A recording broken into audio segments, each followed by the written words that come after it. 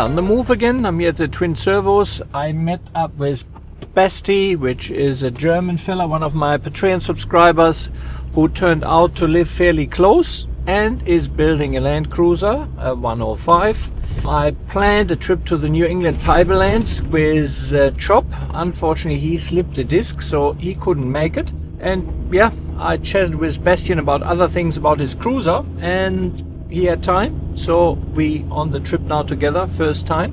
We'll see how that goes, but looking forward to it. And I've got Starlink running, but it's forested area. I don't know whether you can see that here. So Starlink is constantly searching, going in and out. Trees above us, hills to the side, so just something to keep in mind. I mean, if you just drive around here in hilly forested areas, you won't have connection, which is fair enough. Second time now on the way to Wild Bull, and it's raining. Last time we turned around and then cut the trip short because forecast was for a lot more rain. Today we're not going to turn around. I have to put the awning up.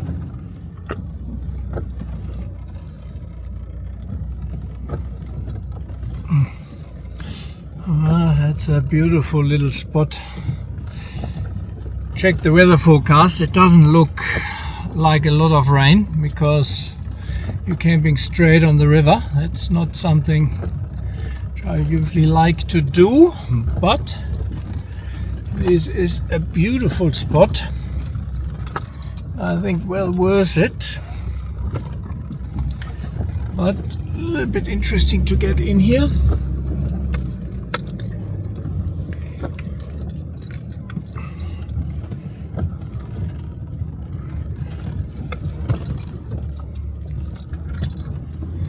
Look at this.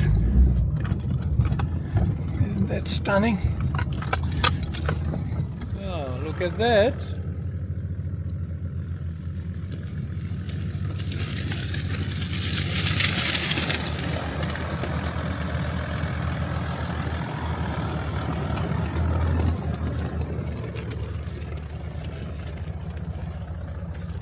Can't complain too much here. Because obviously now here, Starlink, but it does work. Because without Starlink I wouldn't have a connection here.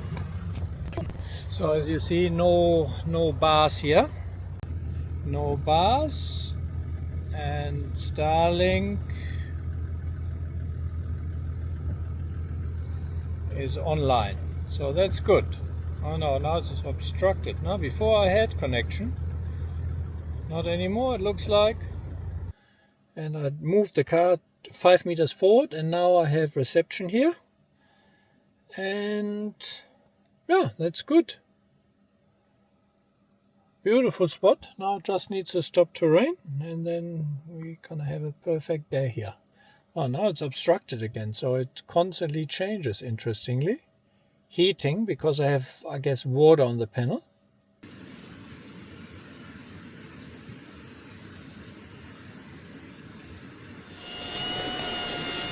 Here at the Wilson River. And it's going to be raining again, but hopefully not too crazy.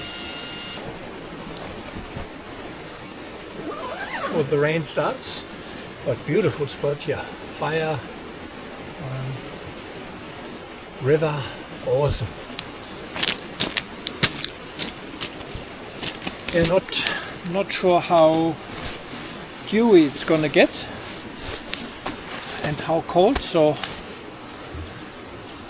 my Highline, the Teton blanket, blanket, and that's I mean they're both water resistant and so on. But this side I tested repels the water even better, so it catches any dew.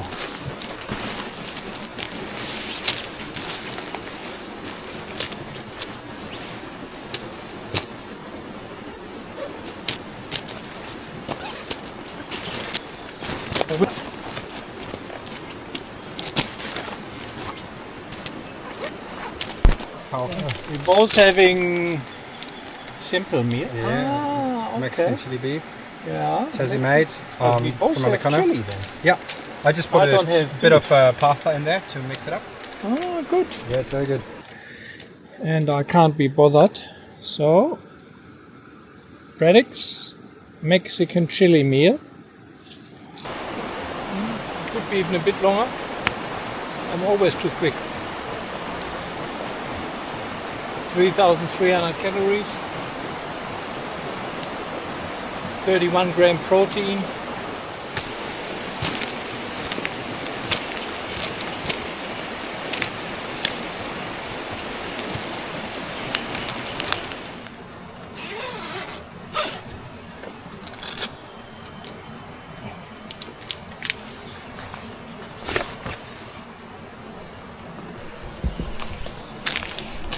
Pooling here.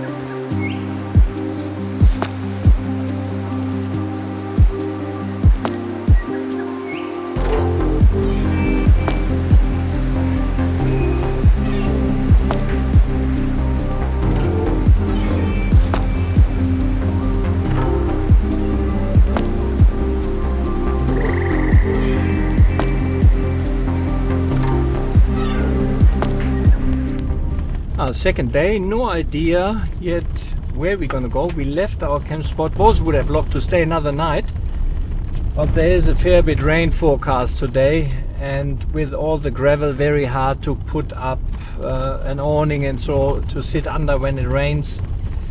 So we decide to drive and see what else we find.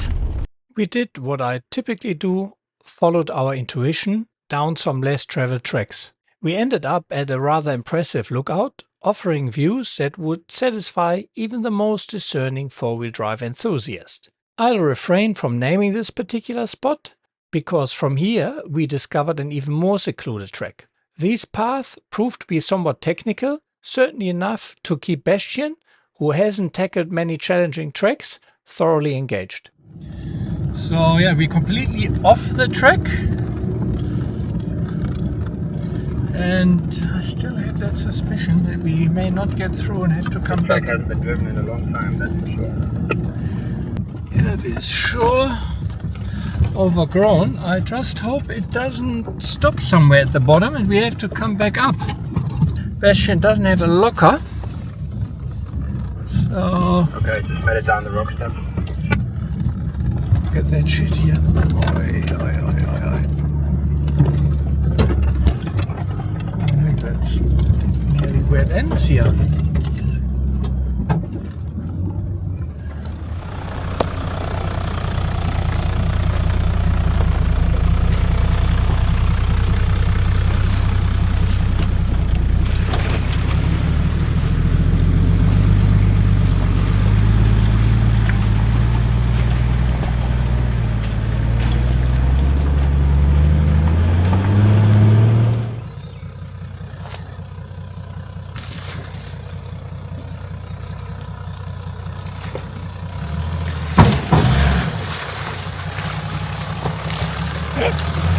He's collecting some Christmas decoration.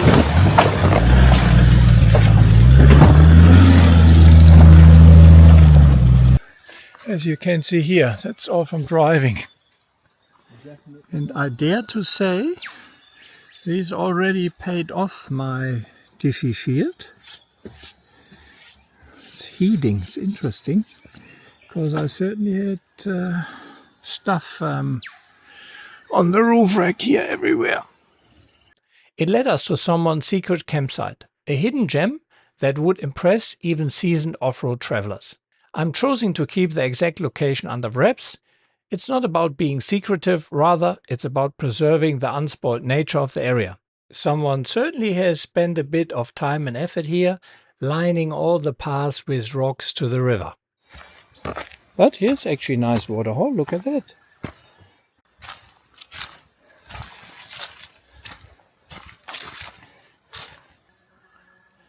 Interesting growth. Yeah, Ben and Rodney's secret spot. Don't worry guys, we don't give it away. Very well done, very nicely done.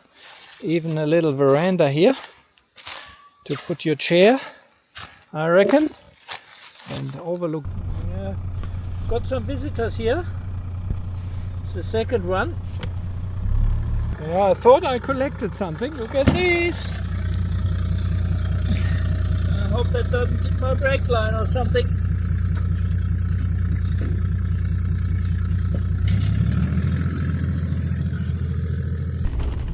Did a bit of a dead end track down there. It was fairly steep, then coming back up. And Bastian doesn't have a locker yet. We hadn't aired down, but yeah, we'll see where we go now. We should be back on tar soon. We set so many sticks coming up here. Fuck. Ah. Okay, das ist nicht gut. Ich brauche mal eine Lampe, weil da ist genau die... Dead sticks on bush tracks are more than just trail debris. They're a potential hazard to your vehicle's undercarriage. When flung up during driving, they can damage critical components like brake lines, especially on vehicles without proper protection. If you hear that distinctive whack against your undercarriage, it pays to stop and check. Removing lodged sticks straight away prevents further damage down the track. It's a simple habit that, along with proper underbody protection, keeps you running instead of dealing with repairs in the middle of nowhere. After spending most of the day on completely overgrown tracks, which haven't been driven for a long time, we finally were back out in the open on more established tracks. Now we decided to head for the night to Smoky Cape and camp a night on the beach. Yeah, a bit seafood for dinner, I reckon. What are you gonna get? Oysters?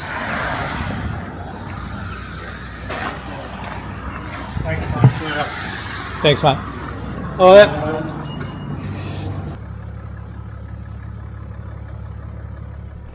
Yeah, Starlink is good, but clear limitations. I mean, here, for example, a little bit of tree cover, no Starlink. Obviously, I could take it off now and put it somewhere there. Yeah, but you just, I mean, you need clear line of the sky, so under a few trees doesn't really work.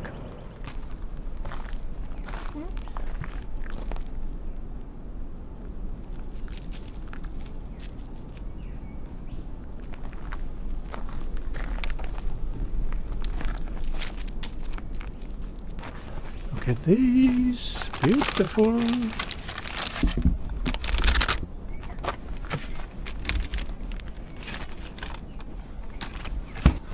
The oysters with a fresh lemon were absolutely delicious.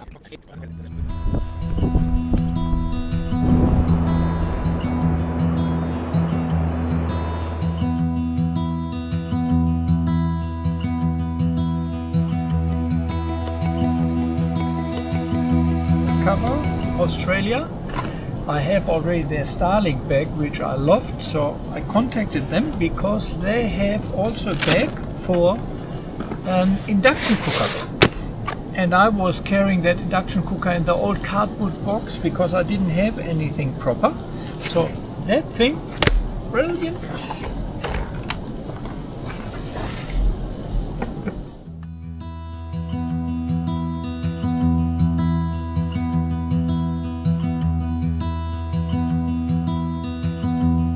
Now guys, let me show you what I purchased.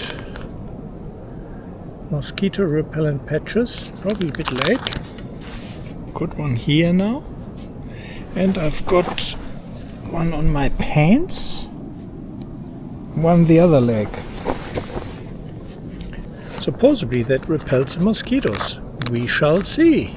In our next episode, we discover exactly why this route earned its name the Waterfall Way. From the dramatic plunge of the Wollombi Falls to the rugged beauty of Dengas Falls and the hidden gem of Kara Gorge. Each stop reveals another spectacular piece of New England landscape. Join us as we explore some of New South Wales' most impressive water features and the ancient gorges they carved through time.